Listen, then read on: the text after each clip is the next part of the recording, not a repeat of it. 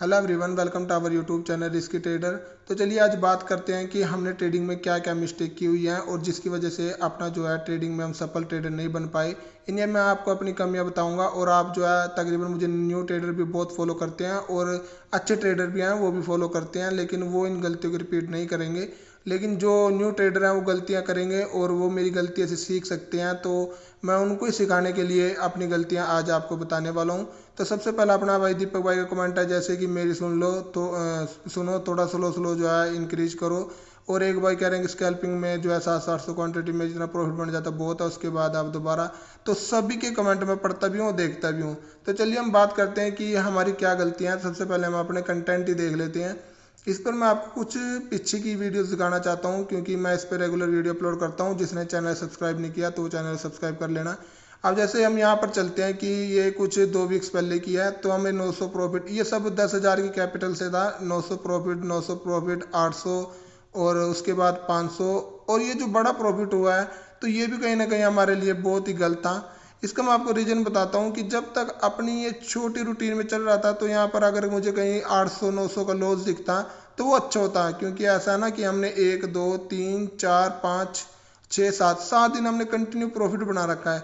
अगर क्या हो कि हम इसमें छोटा सा लॉस भी अगर एक किसी दिन हमें होता है मार्केट में, हमें उसको लेकर एग्जिट कर जाएं तो बड़ा अच्छा रहता है। लेकिन कहीं ना कहीं हमें लॉस लेने की आदत नहीं है, और सबसे बड़ा जो है ट्रेडिंग में हमारा सफल ना होने का कारण यही है कि हम लॉस को एक्सेप्ट नहीं कर पाते। इसका आपको आगे मिलेगा। ये देखिए मेरा एक दिन और लॉस हुआ तो मैंने उस दिन छोटा लॉस एक्सेप्ट किया, लेकिन मैंने मरते मरते अपने क्या बोलते हैं कि बस दिल में नहीं था कि हाँ एक ट्रेड और लूँ, एक ट्रेड और लूँ। लेकिन यहाँ पर भी अच्छी खासी हमने 5-6 ट्रेड ली हुई थी, तो उसमें हमारा लॉस हो गया था, लेकिन हमने उस लॉस को बुक किया 1100 के आसपास। अब आज नेक्स्ट डे फिर हमारा लॉस 10,000 को चला गया। 10,000 लॉस इस दिन भी गया था, लेकिन 10,000 लॉस अगले दिन भी चला गया।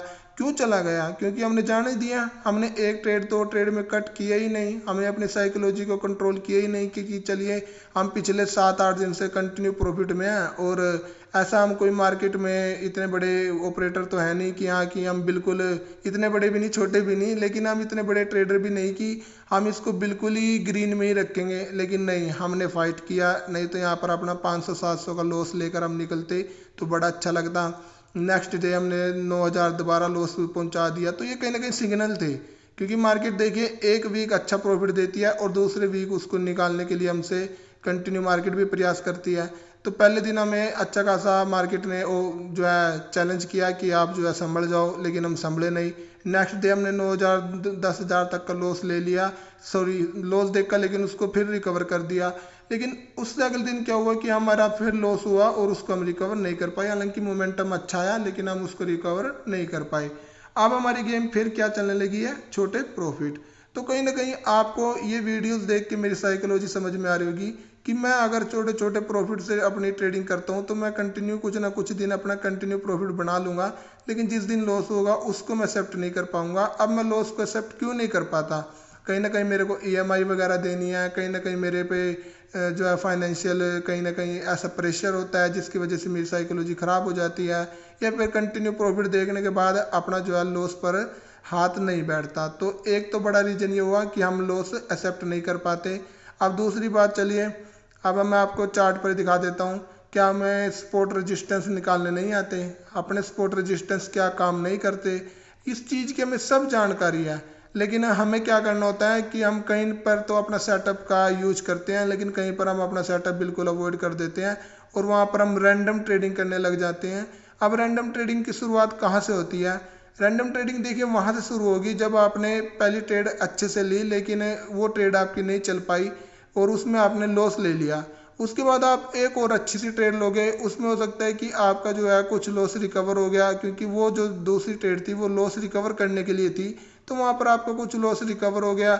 लेकिन तीसरी आप फिर ट्रेड ले लोगे, उस ट्रेड में क्या होगा कि आपका लॉस फिर से बढ़ गया। अब आप लॉस देखोगे, ब्रोकरेज देखोगे, तो आप देखोगे यार ये तो काफ़ी मेरा लॉस बढ़ गया।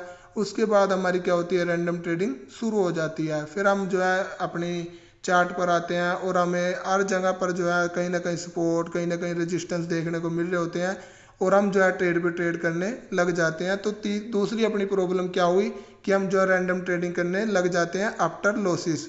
अब आ जाओ तीसरी।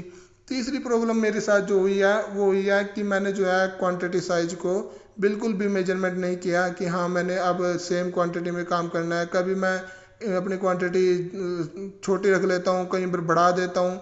तो कहीं ना कहीं अपना जो क्वांटिटी साइज जो रिस्क मैनेजमेंट है वो हमने फॉलो नहीं किया। उसकी वजह से हमारा जो है कंटिन्यू कई बार प्रॉफिट हुए, कई बार हमें लॉस हुए। तो लॉसेस ज़्यादा हुए, प्रॉफिट कम हुए, क्योंकि हमने अपना क्वांटिटी साइज वगैरह का मेंटेन नहीं करके रखा। तो आप अपना क्वांटिटी साइज जरूर मेंटेन रखना। अब आ जाओ चौथी प्रॉब्लम पे। चौथी प्रॉब्लम क्या होती है कि जैसे हमने ट्रेड ली, कोई भी ट्रेड हम मान लो लेके चलते हैं कि मैंने इसमें कोई ट्रेड ले ली, अब उसके बाद मेरा कुछ लॉस हो जाता है, तो मेरे को क्या होगा कि मैंने दोबारा ट्रेड लूँगा। उस ट्रेड में मेरे को कुछ प्रॉफिट होगा तो मैं उस प्रॉफिट को देखकर एग्जिट कर जाऊंगा जल्दी। लेकिन वो ट्रेड मेरा जो है उस दिन का विनिंग ट्रेड भी हो सकता था, कहीं ना कहीं मेरे को वो अच्छे पॉइंट भी दे सकता था। अब मैं जैसे परसों की बात करता हूँ, परसों मैंने ट्रेड ली हुई थी, तो उसमें मेरे को सेंसेक्स की एक्सपायरी पर काम किया था मैंने। तो वहाँ पर मान के चलो कि 402 के आसपास अपनी बाइंग हुई और हमने 30 ही क्वांटिटी ले रखी थी। लेकिन कहीं ना कहीं अपना सेटअप नहीं बना हुआ था और हम लेट एंट्री जो है, सबसे बड़ी प्रॉब्लम अपनी लेट एंट्री की है। अपने जो मन्नू भाई है वो बार बार बोलते हैं कि जी आपकी लेट एंट्री की प्रॉब्लम है। वो वाकई में यार बहुत गलत है कि हमारी लेट एंट्री होती है कि हम जो एंट्री नहीं टाइम पर कर पाते।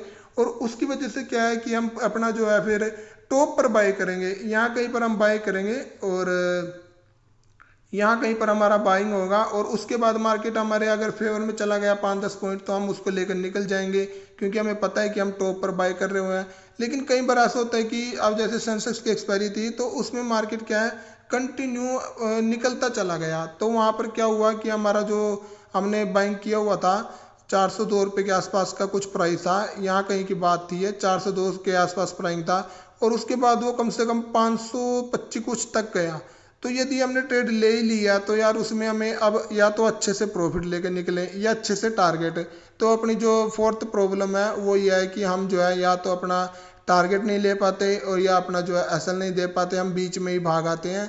तो कहीं ना कहीं बीच में भाग आना भी अपनी जो है एक बड़ी प्रॉब्लम है। तो ऐसी कुछ अपनी प्रॉब्लम्स थी कि जिन पर हमने आपको बताया। सबसे बड़ी प्रॉब्लम मैंने आपको बता दी ओवर ट्रेडिंग। और ओवर ट्रेडिंग की शुरुआत होती है जब अपना लॉस हो जाता है और उसके बाद हम उस लॉस को एक्सेप्ट नहीं कर पाते, तो हमें कहीं ना कहीं अपॉर्चुनिटी मिलती रहती है और वहाँ पर हम अपना फिर रिस्क मैनेजमेंट बिल्कुल भूल जाते हैं, क्योंकि हमने लॉस रिकवर करना।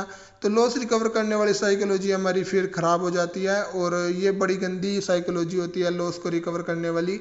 और फिर हमें कहीं ना कहीं मोमेंटम मिलते रहते हैं कि यहाँ पर टारगेट, यहाँ पर हमें कोई सेटअप मिल गया, यहाँ पर कोई सेटअप मिल गया। तो ऐसे करते करते और कई बार तो सेटअप पर करते भी नहीं, रैंडम ट्रेडिंग भी शुरू हो जाती है। तो अपनी कुछ 5-6 प्रॉब्लम थी जिनकी वजह से हम जो है अब तक सफल ट्रेडर नहीं बन पाए। मैंने आपको 5-6 प्रॉब्लम सभी बता दी।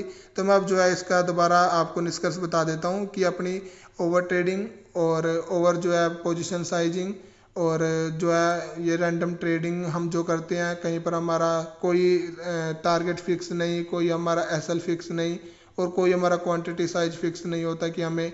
और सबसे जो अब मेरे को कमेंट भी आते हैं कि आप जो है कोई एक इंडेक्स चूज नहीं करते, कभी फिर निफ्टी कभी फिर सेंसेक्स। लेकिन मुझे यहाँ पर थोड़ा सा डाउट है कि अगर हमें मिड कैप में मोमेंटम मिल रहा है तो हम मोमेंटम बायर्स हैं, तो क्या हमें मोमेंटम कैच करना मिड कैप में अच्छा नहीं है? ये निफ्टी बैंक निफ्टी में मोमेंटम मिल रहा है तो उसको कैप्चर करना हम जो है, तो मेरे को थोड़ा इस चीज़ में डाउट रहता है कि हाँ ये मेरा सही है या गलत है। लेकिन आप लोग बोलते हो कि एक ही इंडेक्स पर काम करना चाहिए, हालांकि उस इंडेक्स पर काम करने से वहाँ पर हमें पता लगता है कि हाँ उसका कुछ जो बिहेवियर होता है, जैसे बैंक निफ्टी का बिहेवियर होता है, तो ऐसे में कुछ उसके पॉइंट्स पता लग जाते हैं। लेकिन अलग अलग इंडेक्स में काम करने से अपनी प्रॉब्लम बढ़ती है। यह आप लोगों का व्यू है। लेकिन मैं ये देखता हूँ कि मेरा काम है ऑप्शन के प्रीमियम के चार्ट पर। अब मुझे ऑप्शन का प्रीमियम चार्ट है, यहाँ पर देखो बाइंग का सिग्नल दे रहा है कि हाँ यहाँ पर अपना बाइंग का सिग्नल हो सकता है और अपना टारगेट नियर बाय आप मान के चलो 180 के आसपास या फिर 170 के आसपास। तो ये नहीं छोटी रेंज है लेकिन 5-7 पॉइंट की। और दूसरी, आप लोग बड़े बड़े पॉइंट निकाल लेते हो, आप लोगों की साइकोलॉजी मेरी समझ से बाहर है। लेकिन हमें इतने बड़े पॉइंट नहीं मिल पाते। हम जो है 5-7-10 पॉइंट 15 पॉइंट को तो आसानी से कैप्चर कर सकते हैं, लेकिन हम जो है बड़े पॉइंट को नहीं निकाल पाते क्योंकि हमारी बड़ी थिंकिंग वगैरह नहीं होती कि मार्केट को क्यों इतना ऊपर जाना चाहिए। तो कहीं ना कहीं अभी लर्निंग की हमें बहुत ज़्यादा ज़रूरत है। तो अपना छठा पॉइंट है लर्निंग भी। तो मैंने अपना 5-6 पॉइंट्स अभी डिस्कस कर दिए कि किस वजह से हम जो है लॉस में हैं। तो मैंने यहाँ पर ओवर ट्रेडिंग और ओवर पोजीशन साइजिंग वगैरह और अपना जो है मनी मैनेजमेंट ना करके चलना, रिस्क मैनेजमेंट ना करके चलना, और पता में सब कुछ है। ऐसा नहीं है कि हमें कुछ पता नहीं है या हम जो है बिल्कुल अनाड़ी हैं। तो पता सब कुछ होता है, लेकिन उसके बाद भी हम लॉस मेकर हैं। तो कहीं ना कहीं अपनी यही प्रॉब्लम है। तो अपनी प्रॉब्लम को हमें ठीक करना होगा, तभी हम जो है इसमें सफल ट्रेडर बन पाएंगे। नहीं तो हम फिर जो है फिर से, अब जैसे ये यहाँ पर दीपक भाई थे, इनका कमेंट था, तो मैं आपको ये भी दिखा दूंगा।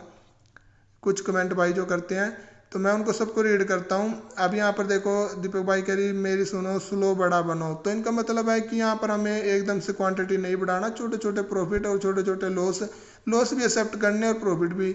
लेकिन मेरा अभी यहाँ पर थोड़ा सा ये चल रहा है कि मैं यहाँ पर कोशिश करूँगा कि मैं यहाँ पर छोटा लॉस और पूर्ण थोड़े बड़े निकालने की कोशिश करूँ, और यहाँ पर एक ट्रेड लेकर उसको ही होल्ड करने की कोशिश करूं। ऐसे ट्रेड पर ट्रेड लेने से कहीं ना कहीं साइकोलॉजी खराब होती है भाई यार। जब लॉस बड़ा होता है नहीं कर पाते, लॉस बड़ा होने नहीं देना चाहिए।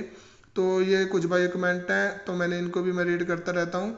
तो ठीक है, आज के लिए मैंने आपको अपनी प्रॉब्लम बता दी, और जो भी न्यू ट्रेडर हैं वो अपनी इन प्रॉब्लम को नोट कर लें कि हमें जो है ओवर ट्रेडिंग से बचना है और लॉस को एक्सेप्ट करना है और अपने रिस्क रिवार्ड पर ही खेलना है। और मार्केट में धीरे धीरे अपने दीपक भाई की बात मान के चलना है कि हमें धीरे धीरे ऊपर साइड जाना है। एकदम से हमने जो है 40,000 45,000 नहीं बनाने।